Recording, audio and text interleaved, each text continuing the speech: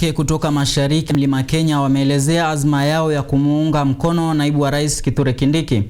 Wakitoa wito kwa eneo hilo kuungana chini ya uongozi wake, wanawake hao wanasema migawanyiko ndani ya mlima Kenya inaweza kudhoofisha ushawishi wake wa kisiasa na nguvu yake ya majadiliano kuelekea uchaguzi mkuu wa mwaka 2027.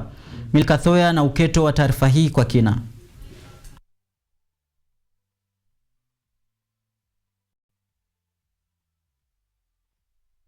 Wakimtaja kama kiongozi muhimu katika wanawake kutoka mashariki ya mlima Kenya wameelezea azma yao ya kumuunga mkono naibu wa rais Kithure Kindiki, wakimtaja kama kiongozi muhimu katika mustakabali wa kisiasa eneo hilo. Viongozi hao wamesema wameamua kumuunga mkono Kindiki katika jitihada za kuimarisha sauti ya kisiasa eneo hilo.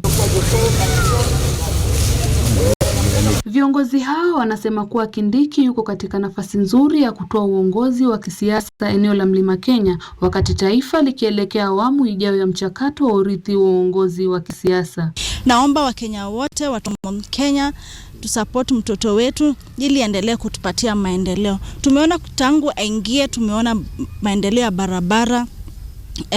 For example, like the Nithi Bridge inaendelea kujengwa.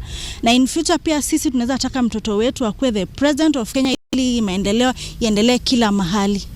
Viongozi hao pia wamewakosoa wabunge na viongozi wa kisiasa kutoka magharibi ya mlima Kenya, wakiwashtumu kwa kumdhalilisha Kindiki na kuchochea migawanyiko ndani ya eneo hilo. Wamesema kuendelea kwa mpasuko huo kunaweza kuidhoofisha mlima Kenya na kupunguza nguvu yake ya pamoja kujadili maslahi yake ya kisiasa. Tungependa kuwahimiza watu wa the West, sisi hatuna uadui na nyinyi, na tungependa kuwaomba pia nyinyi mkuje tusupport huyu kijana wetu Kithure Kindiki. Sisi hatuna shida yoyote. Ningeomba watu wa West, tafadhali mweze kusupport Kindiki.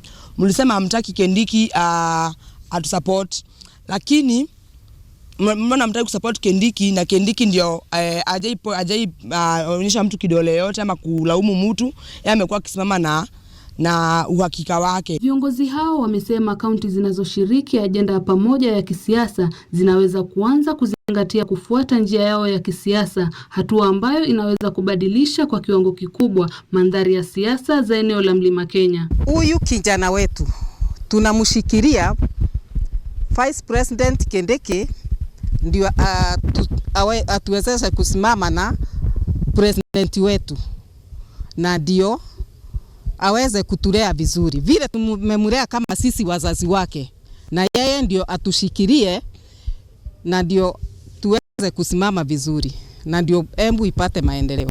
Viongozi wanawake sasa wanawataka viongozi wa kisiasa kuweka kando tofauti zao binafsi na kujenga umoja. Wameweka msisitizo kuwa mlima Kenya ikiwa na umoja itaweza kuimarisha ushawishi wake wa kisiasa na kujenga nafasi imara katika uongozi wa kisiasa wa baadaye nchini. Milka Thoya, Runinga ya KU.